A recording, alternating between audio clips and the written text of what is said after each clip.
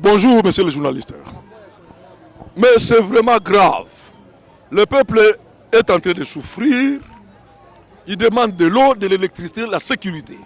Mais les gens sont dans les superfétatoires, dans les à côté, qui ne rencontrent pas les attentes de la population. La révision constitutionnelle dont on parle ici, je ne sais pas pour quelle raison. Macky Sall a laissé une histoire au Sénégal. Il est entré au pouvoir, il a rencontré, le mandat était à 7 ans. Mais le geste qui a été applaudi par tous les Sénégalais, il a rabattu le mandat qui était à 7 ans à 5 ans. Voyez, donc il faut laisser toujours des traces, comme un musicien de la musique traditionnelle l'avait dit. Je cite ici, Kansongo Sisabidimbu. Quand vous ne serez pas là, les gens vont regarder, on dira, le stade ici qui avait construit, c'est Mobutu. Maintenant, vous, quand vous allez passer, c'est un passage à vide au sommet de l'État. Je ne sais pas dans quelle matière on va réviser la Constitution. Pour en faire quoi? Est-ce que pour répondre aux attentes de la population, il faut réviser la Constitution? Je ne crois pas.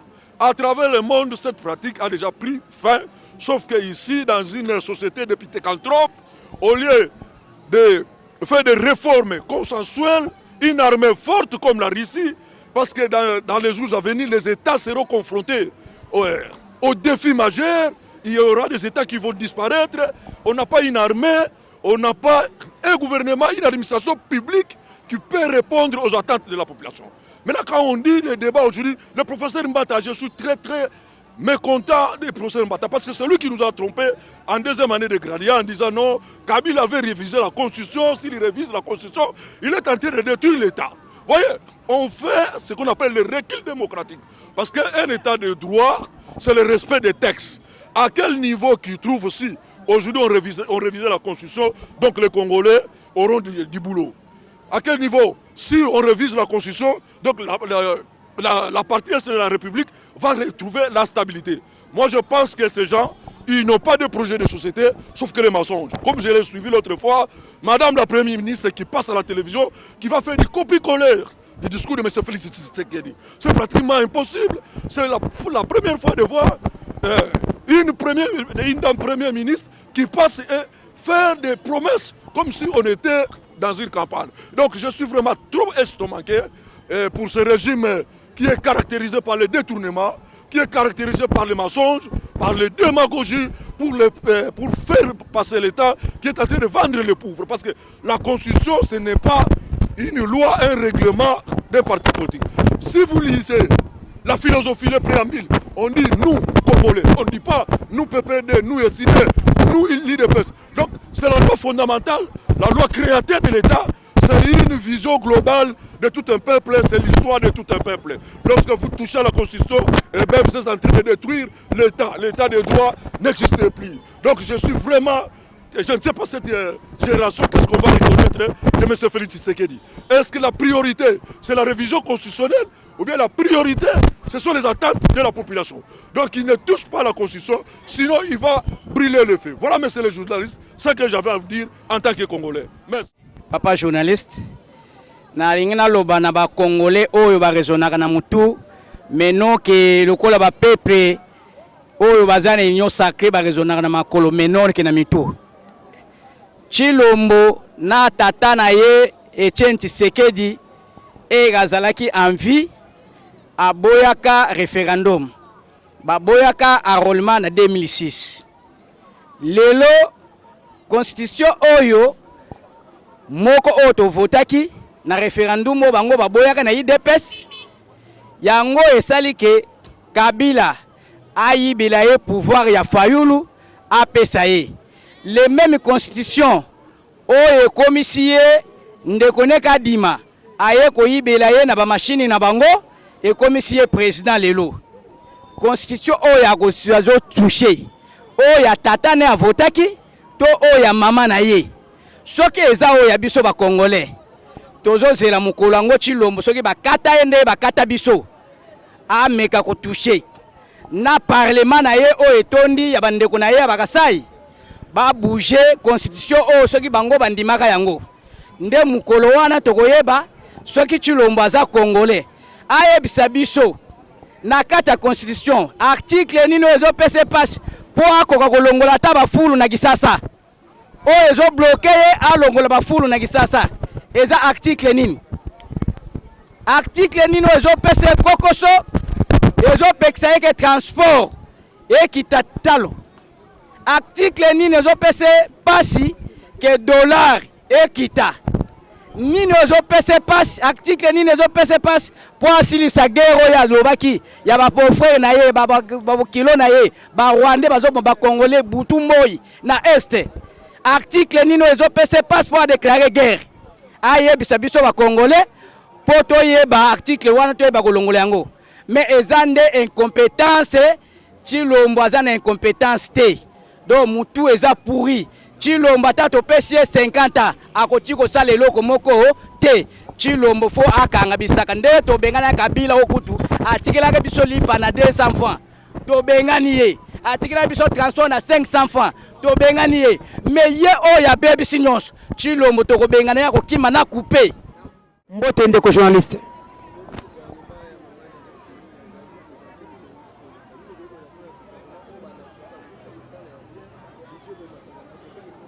Ndeko nangai mwana SS azalaka na tamula ite. Mwana oya botami na SS soki abimi akoli eza gloire à Dieu. Qu'est-ce que j'allais dire de ça? Gouvernement ya monsieur Sama Lokonde na gouvernement ya madame Judith eza eloko moko. Eloko epesi mwa différence moke parce que Sama Lokonde alataka pantalon, maman Judith alataka liputa. Eza différence ya ba sexe. Mais na kota les saleli nango rien va changer. Mon cher ami, lelo monsieur Tshisekedi alakisi biso gouvernement. Na kata gouvernement wana ya liboso tomoni ke tribalisme eza makasi. Eloko to lobelaka mo mikolo nyonso, jamais on peut accepter dans un pays. Oyo bozali na 26 provinces. Mais bon misi gouvernement 54 ministères, 4 provinces va se retrouver. C'est-à-dire politiquement parlant, bon isoler 4 provinces. C'est-à-dire la province où on a basé sur la carte Congo, on dépend de son gouvernement Congo. Yami Balé. Mais c'est Tshisekedi n'a sorti officiel le gouvernement naïe. A outi kozwa 50%, donc 45%, il y a gouvernement bateau à Kala. A zongi si bango na kati ya gouvernement Sika. Oh na malobane na Saint-Thérèse aloba ke na joué échec na premier mandat. Tango ya joué échec na Sama Lokonde na gouvernement mobimba. Si comment bateau bazwa ki bozwa ki na bango échec na premier mandat, on songi bango na deuxième mandat. Cela veut dire eza distraction. Yango mwana mboka na bisi yo bako sala na bango nyonso mais eloko ya malonga kuna ekosimba te. Pourquoi? Tango yo mokonzi na bango zo banda ko lakisa koyiba. Bato ba alisima na yo bako banga pe koyiba te. Lelo boye na uti komona ndeko Nicolas Kadima.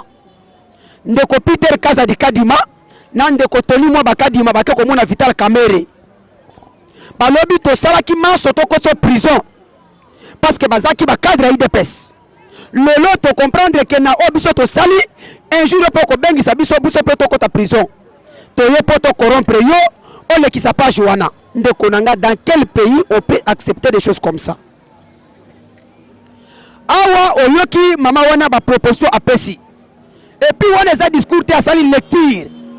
Ba komele na papier akei na parlement. Mes chers amis, maloba oto bimisaka e bomaka pe. To koma bato kolobaka ebelete. Ozo assurer peuple, mais peuple azo se retrouver par rapport à maloba na yo. Un jour maloba wana e ko sambisa ko na miso bato. Mais pour te dire la vérité, n'attendez pas avec ce gouvernement. Je me souviens encore en 2019, le président Louis Martin Fayulu nous a dit, à qui je salue de loin, nous avait dit, les civils ont sauté, ils vont commencer à sauter, les pions ont été déplacés, ils ont trouvé un nouveau nom, mais le système reste le même. Mon cher ami, et loko moko ya malonga et kotikala kosala matin na gouvernement ya monsieur et madame Chiminwa. Il y a que du vol, il y a que de la haine, il y a que le tribalisme et puis makamusu mabe makasi. Biso toza ko bisa peuple congolais. To yebi joueur na jeune ya betaka na kata terrain. Soki to landi e bete na kifutere wana biso pe makobenga biso ba futere. Biso esenya na biso to se préparer. Bande konanga bisika boko landa biso. esengeli boye beloko oyo lelo Tshisekedi aye na jeu ya balkanisation. Kabila tikaki yango na 50% na linga kotanga komba Kabila te, mais Nicolas Buzo bana bango yango ekomisanga na koma koloba komba Kabila. Kabila tiki mboko yo na 50% balkanisation pendant 18 ans. Tshisekedi na 6 ans oyo akomisango na 98,5%. Il nous reste 1,5% pour que Congo na biso ekoma totalement balkanisé. Yebisanga sikoyo nini ya malonga Tshisekedi asali oyo biso tokolandela ye. Esili wana te Tshilombo ye ko démontrer biso comment on applique le tribalisme. Tala na gouvernement Tshisekedi. Sur 100% gouvernement Tshisekedi, 85% ce sont des Kassaïens. Ceux qui ont parlé du peuple, dans le Parlement, sur 477 députés, bazana 270 députés bazaba Kassaïens. Dans l'Assemblée provinciale, Tshisekedi a nommé Kakaba frère Naye. Dis-moi avec cette intelligence pourrie de M. Tshisekedi, est-ce que le pays va aller en avant? Pour moi, je dis non. Raison pour laquelle nous mobilisons le peuple. Tolobi Nabango, à bientôt, le président Martin va nous donner le mot d'ordre. Mot d'ordre à président Martin Fayoulou et copé sama le 30 juin. Le 30 juin, Mokonzi Mboka a cause devant la nation. Pour na koye bisabiso, qu'est-ce qu'il faut faire? Pour na kobundela Mboka. Biso toze la message à Mokonzi Mboka. Ceux qui apprécient biso go, na mois de juillet, okoya, heya. Toko marché Makolongulu. Toko marché Mutakala. Tshisekedi akomona bulumbu ya bamama mukolango wana. Tshilombo akomona bulumbu ya mibali mukolango wana. Soki aza na posa akosala constitution, akata mitakala bamama nyonso. Akata mitakala bapapa nyonso na Congo, akamata ba Rwanda na bango awa. Mais soki bongo te, Tshisekedi okotika mboko yo pe 2028 okokoma ngote, tu vas laisser ce pays. Biso toko bengana na coup d'état te. Toko bengana pe na makambo moko te. Toko bengana yo na soulèvement populaire oyo ekosama na peuple congolais abu. C'est tout. État ndenge tuninga message journaliste, d'abord on a un message de félicitations eza malamu. Alors ndenge zo tambola mboka, soki otali vraiment normal mboka eza na malamu te. Tozo marcher malamu te. Ata lelo ndenge batie gouvernement na ya sika wana ya tuluka wana. Eloko eza te, eloko pe ko changer eza te. Pamba te lelo tozo mona d'abord parce balobaka joueur kaka dès que bandika na kati ya terrain, biya liboso to koyeba ke no joueur ayebi ko beta.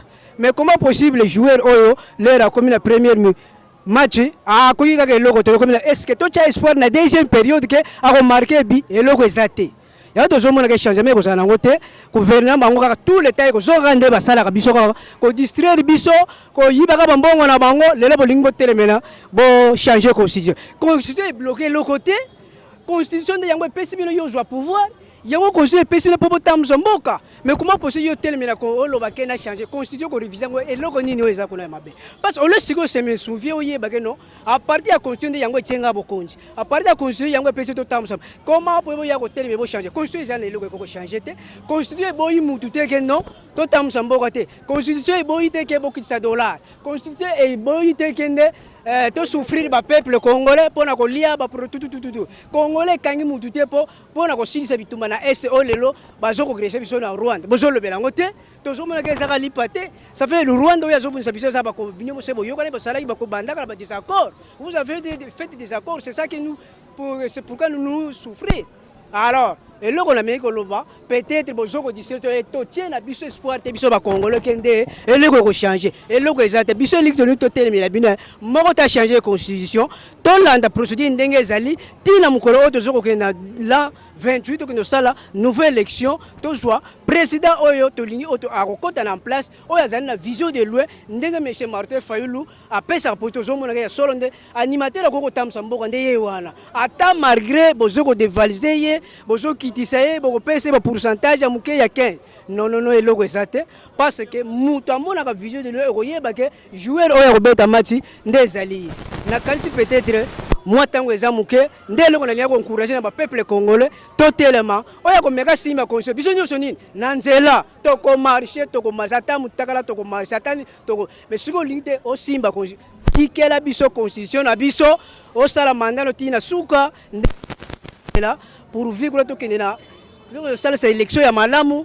peuple congolais azwa mokonzi ya sika o azali na bwania alesa ba peuple congolais ala na kimia ba guerre sila. Merci messieurs les journalistes pour na micro pesi ngai na ngala ngalo baboy na lobi na lingala na lobi boy vraiment ba ne konabiso o bazali ba pays ya ba paya ba vandi na ba France ba États-Unis partout na yebité ceux qui mboka na bino zo souffrir boy.